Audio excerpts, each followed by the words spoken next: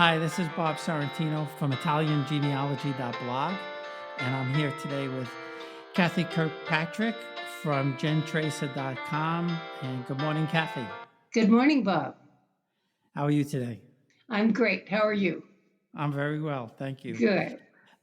So my first question is, Kirkpatrick's not an Italian name. So how and when did you get started researching Italians?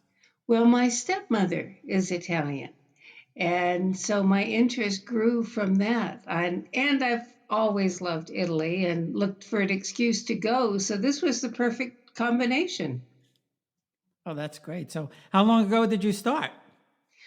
Oh, um, I started doing genealogy on the other branches of my family in the 80s. And well, really before that as a child, but my first publishing was in the 80s. And then I started working on the Italian in the 90s. So it's been a few years. Yeah. So going back to the 80s, it's must have been tough back then to trace people and find records. Even in this country, I'm sure it was pretty hard. Yes, I did an awful lot of letter writing. The censuses were available on microfilm, and you could get those at most public libraries. So that was really the core of my research at that time, plus a gazillion letters for births and marriage and death records. And then I met a man through letters who had access to a university library that turned out to be very helpful. And he did some research for me there. So it's a combination of things. But yeah, it was a lot more time consuming than it is today. Yeah, I bet it was. I started in earnest. I guess it's about 12 years ago or something like that now. But I had the advantages of the internet, so Yes. I didn't have to leave the comfort of my office or den. Yes, Uh, so um, I I know that we have a person in common that we we do. we work with, and for those listening, Kathy and I found each other quite by accident, as I did my cousin Linda Sarandrea. So uh, for everybody listening, how did you start working with Linda, and then how did you finalize the connection to me? I have a large website that talks about Italian research and Italian records and has links to many southern Italian cities, mostly Sicilian. And so Linda found me online and we started working together. And then in the course of doing Linda's work, I stumbled upon the things that you have online. And that's how that all happened. Right, and it was funny when I first got contacted from Linda. Uh, I got the email through Ancestry, and she said, "I think we're researching the same person. I want, Aha. I wonder if we're related." And as Yes. soon as I saw the name, I knew right away, and I said, "Yes, we are." I said, "You're my uh, great grandfather, and you're, I think it's her great great grandmother. We're brother and sister." And Yes. she was like, "Are you sure?" And I said, "I'm positive." Yes.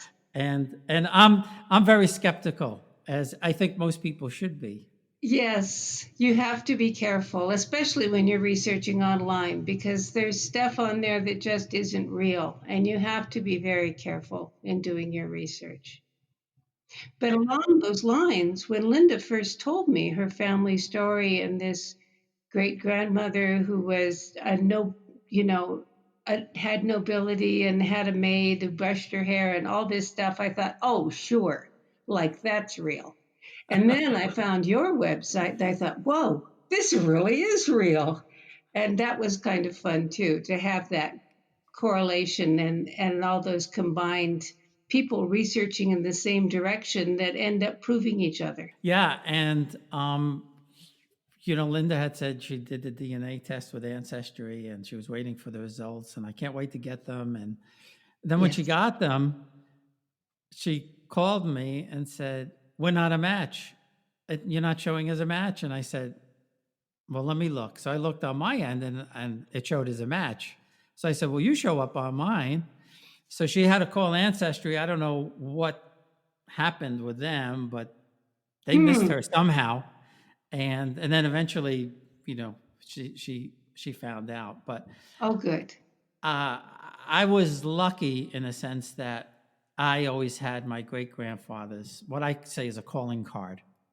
It's about the size of Yes. an index card with his name. And uh, my mother always used to tell me that, well, he was a count or something like that. And Yeah. unfortunately, I never asked my grandmother about it, and or really anybody else for that matter. Um, Yeah. but the most amazing thing about him was the very first record that I pulled up with him was an Angel Fire record that had the history or the lineage of the Cracciolo family. Yes. And I had no idea who they were. Oh, And, but I saw his name marrying Amelia Caracciolo. yes. And my godmother was Emily Amelia, Uh-huh. who was the oldest daughter from my Yes. grandparents. So I called my cousin who lived with my grandmother. I said, "You ever hear this last name?" She goes, "Oh, of course, that's Nanny's mother." Of course, on that branch of the family, but not on yours. Yeah. Um, so so I said, "Really?" I said, "Well, what do you know?" And she said, "Well, she used to tell me stories that her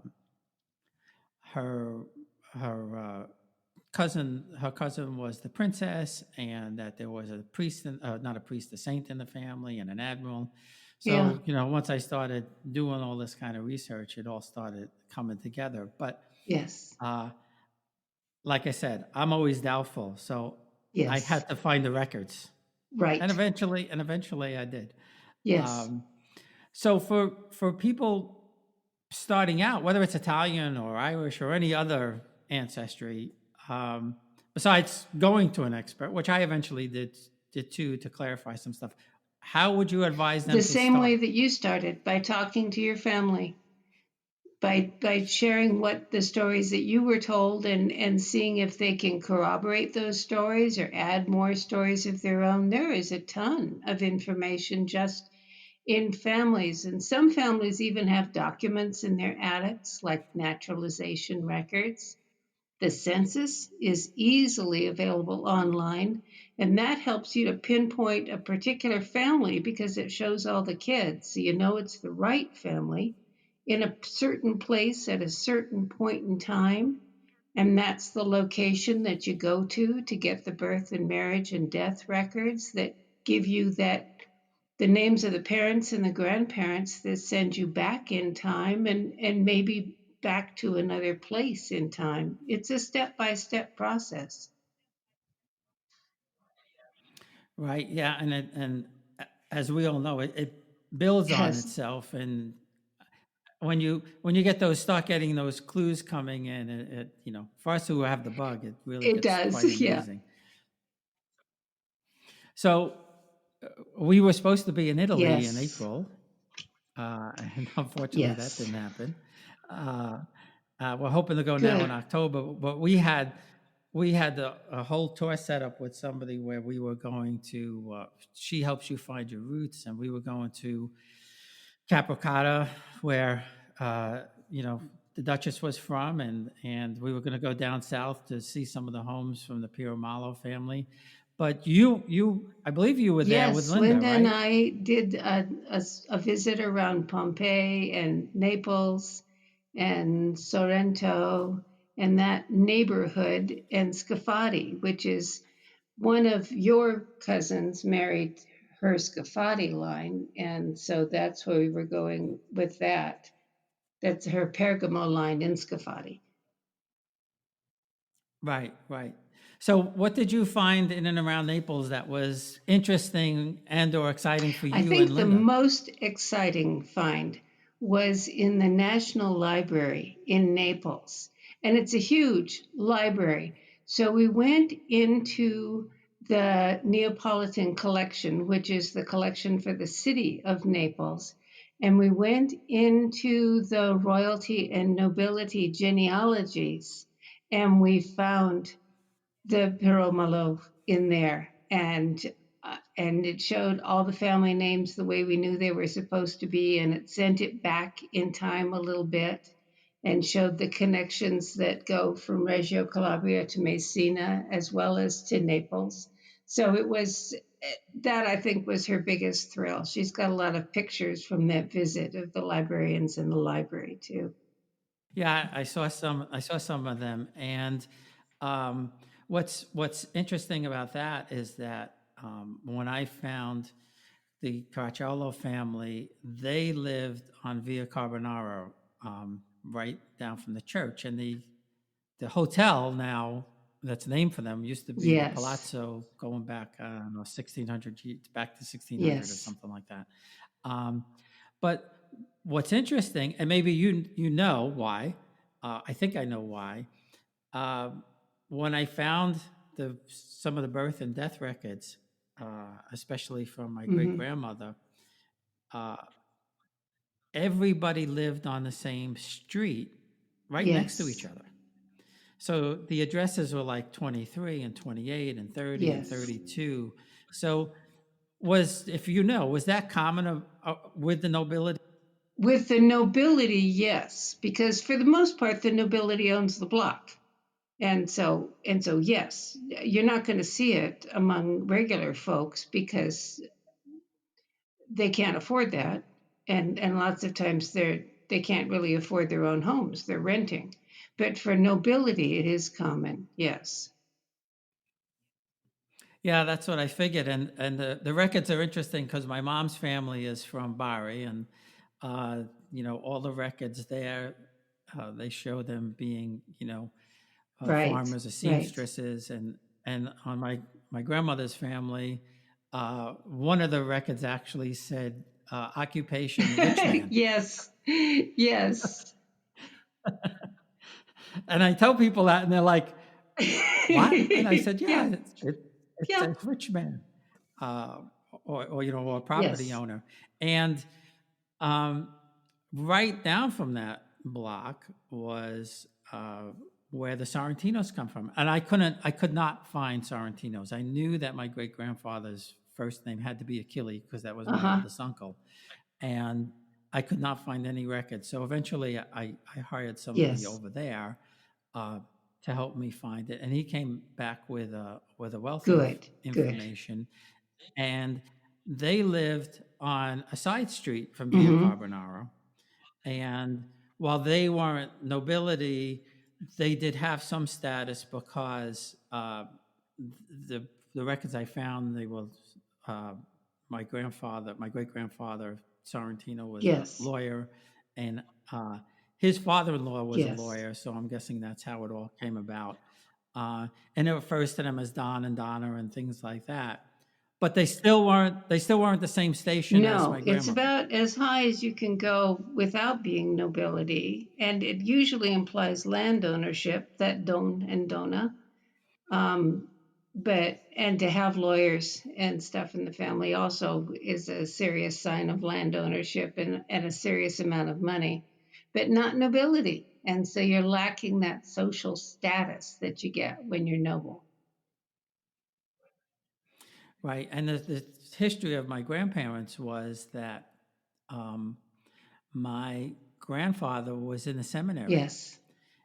in Naples, and I'm trying to find what that seminary, where it was, if it's still around. But he was in the seminary, and my grandmother's carriage broke down in front of the seminary, and he was outside waiting to do something, go Mm-hmm. someplace or whatever, and he helped repair the Mm-hmm. carriage, and they drove him someplace, Yeah. and he left the seminary and married Well, my there you grandmother. go. But that's also part of that really rich families. The boys either become, huge landowners or attorneys, or they go into the priesthood. And those are the kinds of occupations that those high ranking families go into. Right, and that's what's unusual about our family is that the Duchess somehow got the title which is highly Yes, unusual. it is. There must not have been a male anywhere close to around because even if all of her brothers had passed, it would have gone to a nephew. And it is unusual that it went to her instead. Yeah. Right. And she made me nuts because she changed the name. Well, actually, she merged the two Oh, family names. So she originally, of course, all the children would be right, pure Malo because that was my third great grandfather's name was right, Pure Malo. So all of his children would right. be Pure Malo. When she got the title, she added her surname to it. Yes. And that also is something that you'll see in families of nobility. As we tracked your Piramalo family back in time, there were a couple junctions where you could see that they had added the name of the wife. And lots of times that happens because the wife is a slightly higher social status and she is reluctant to give up her name. And so that double name continues on for a while. Oh, so that Hmm. explains it. I knew there had to be Yeah, a and it's reason. historic. She's not being rogue doing that. She's following a tradition. Right. So she wanted her eldest son to have both Right, family names so that he would have the higher status than just having the right, one name. exactly. That's very interesting. Well, that's what was making me nuts because I saw the Piramalo Capici Piccicelli and Yes, I'm like, okay, everything makes sense here, but why are they different names? And why aren't I seeing uh, not only my great grandparents underneath it, but also when I found my cousins in Italy, they weren't there either. yeah, And the only ones that are on the records today are the um, ancestors of the eldest son that got the right, titles. right. So you can see that Capace Piccicelli going way back, which is also a double name, which came from a way back union of the Capace and the Piccicelli families. So yeah, yeah, Right, right. So I wanted to talk a little bit about your services, what you do. I know you have a website. I know that you help people do research. So maybe we could talk a little bit about people who are stuck, have a yeah. roadblock, just don't want to do it themselves, how you could help them find their ancestors. Um, we we help people in a lot of different situations. There are people who are just starting out and aren't even sure what the ancestral town was. And that's a particular kind of a problem that does require some expertise. And so we do work with those kinds of issues. And then there are people who've done the easy research in the US, and now they're going to go into Italian records and they say, wait, I'm not sure I know enough of the language, or the handwriting looks horrible because I tried to go in and read them and it's just hen scratching.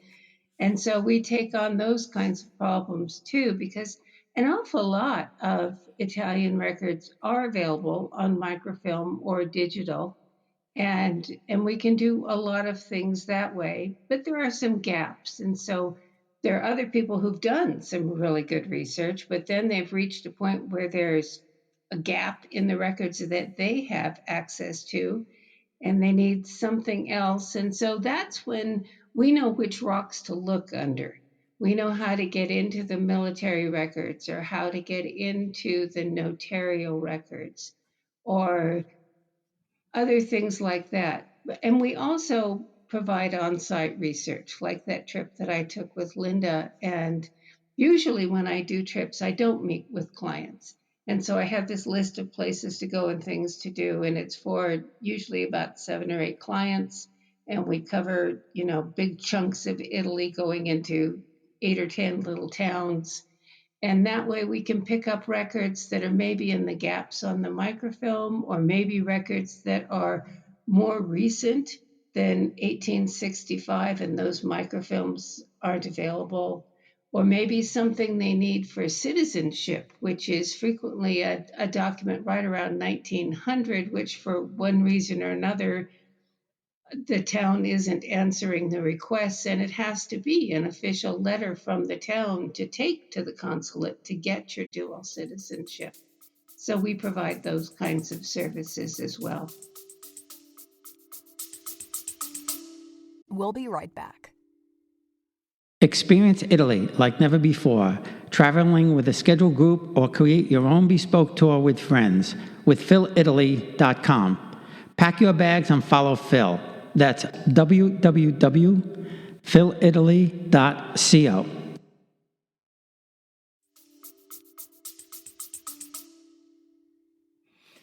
Well, that's good to know because a lot of people ask about that and how they could find their ancestors to get the citizenship. And I know it's tough. I had a friend who just recently got her Yeah, citizenship last year and moved to Italy, and she said she went to the consulate and there was a discrepancy of like 2 weeks from the birth of her yeah, grandfather, and they told her, "Sorry, you have yeah. to come back.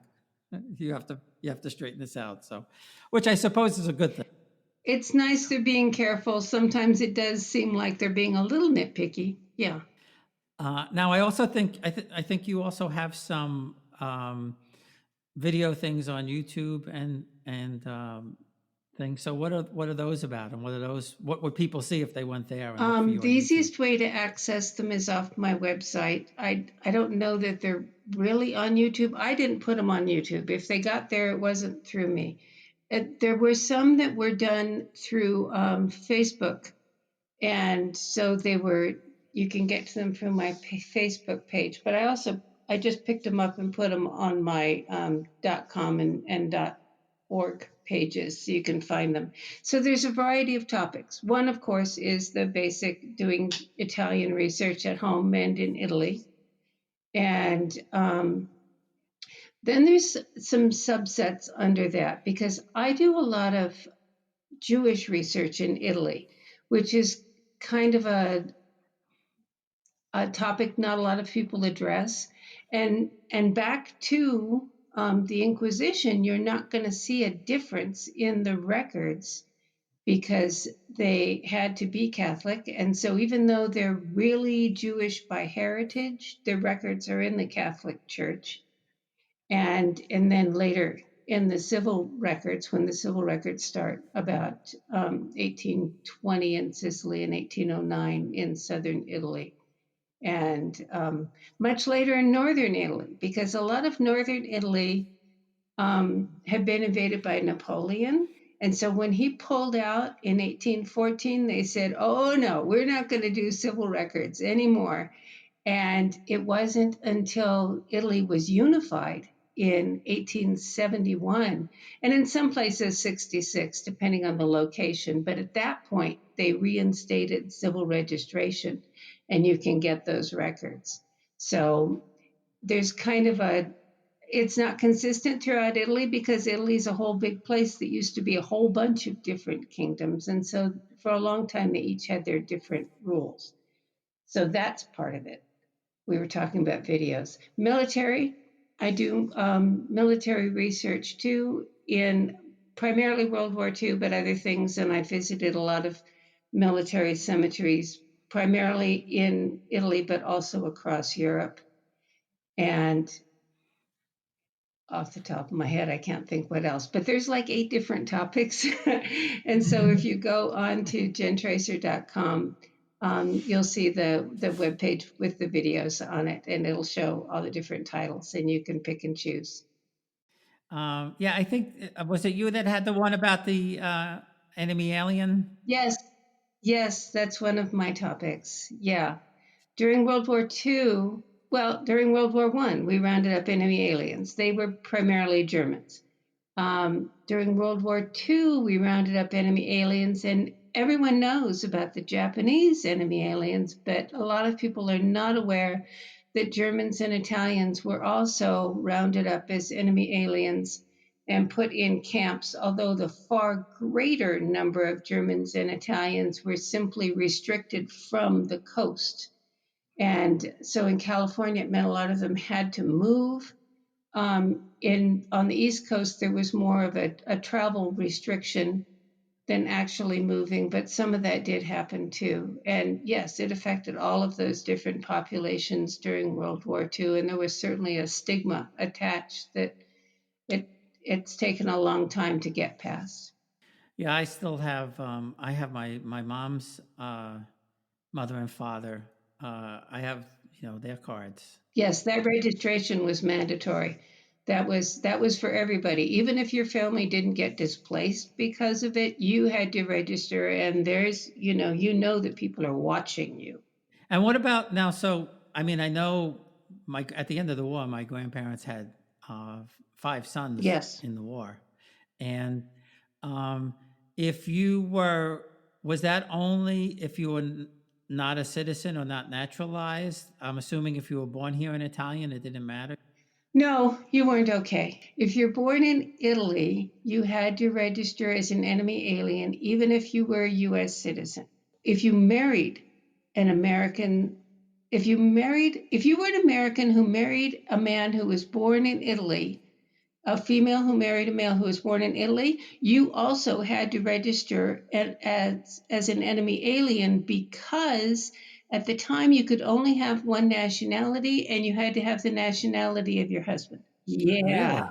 Wow, I didn't know that. Yeah, it's kind of a messy situation. An awful lot of difficult times.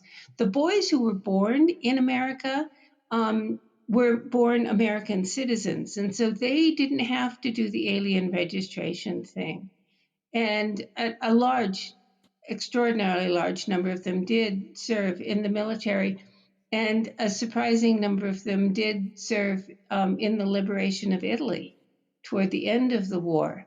And I have some wonderful photos that I got from another client of her cousins who were GIs who had been in the battle at Anzio, where they stormed the beachhead at Anzio and pushed toward Rome. After Anzio is over, Anzio is really messy, and there are a lot of cemeteries in the area to prove it. These boys were given permission by the US Army to go inland to visit their Italian cousins. And they're very closely related because these boys are the sons of immigrants. So they go inland. Hmm. These boys were from Potenza. And so they visited their cousins in Potenza. The striking thing about these photos is that even though these GIs are the sons of immigrants, so they were poor, they didn't have good nutrition or anything, they are still a head taller than their Italian cousins. Because the immigrants in America had it bad, the guys who were left home in Italy had it worse. And so it's a really striking contrast, but it's also wonderful to see the obvious affection that they have for each other, even though technically they've been fighting each other up to this point in the war. Yeah, none of my uncles, none of my uncles made it to Europe. One of my uncles was he uh, was blind in one eye, and when he took the test to go into the army, they told him to switch, and he switched hands instead of switching eyes. That's determination. Yeah. And then they found out that, and they said, well, you won't go overseas. But in the end, because he spoke fluent Italian, they sent him to guard Italian prisoners in Aha. North Africa. Yes. So that was as close as he got. But interesting story about my mom's family is that my oldest uncle remained in Italy when he was about 2 or 3 years old when my Yes. grandparents came to stay with his Right. great-grandparents. His Or grandparents. my Yeah. great-grandparents, his grandparents, right? And I heard two stories. One was that they were going to send for him later, and the other story I heard was that they planned to go And they're back. probably both true. Yeah. Both stories are probably true. Yeah. And they left because my grandfather had already served Yeah. in Libya in the army, and my grandmother said, "You're not going to serve. You're not going to leave again and go Yes. into another war." So my uncle, when he wanted to eventually come on his own, he was too old and had to serve in the Yes. Italian military. And then he raised a family. So all of my cousins were born in Italy from my oldest Yes. uncle. And that's so common that these families, most Italians, when they came to America, didn't plan to stay. They were going to make their fortune and go home to Italy again. But it didn't work out. And the ones who are really caught in the middle were the ones who came over around 1900. And then they went home again about 1910 or 12, and then they got caught up in World War One. And after World War One, they came back to America and they said, "That's it. We're done. We're not going back to Italy. We're not going to get caught in another war." Because even though mandatory military service is mandatory for all males when they're about 20, if there's a war, they get called early. If there's a war, they get called for a second time. It's because it is a mandatory military service and the records are so good, they can keep track of you.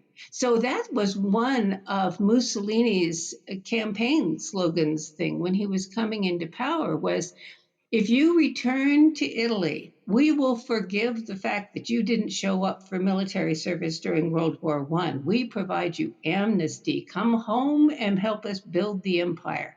And that was a big selling point for a lot of people. And you can see how it happened now when you know the whole story. Yeah, that's really interesting. We had I last year I found out that my cousin, the youngest son of my uncle, had interviewed my uncle in Barres before he passed away, and Oh, good. and I didn't know about it, and I said, Joey, you have to translate this. And he said, I tried once and I couldn't do it. I just got all choked up, and I Yeah. said, but I said, you have to, though. I said, for your nieces and nephews and their children, I said, this is a part of history that we Yeah. can't have this just get lost because it's in Barres and nobody's ever going to know about it. So he eventually sat down with his sister and they went through it, and they didn't translate it word for word, but you got the drift Yeah. of what life was like Good. in Torito Yes. in the 20s and 30s and during the war and all Yes. of that. So Yeah. It was very difficult. Yeah. quite an interesting piece. And then just last week, well, I found two interesting things last week, right back to back. And I always say these things don't happen accidentally. Somebody No, pushes these things out there.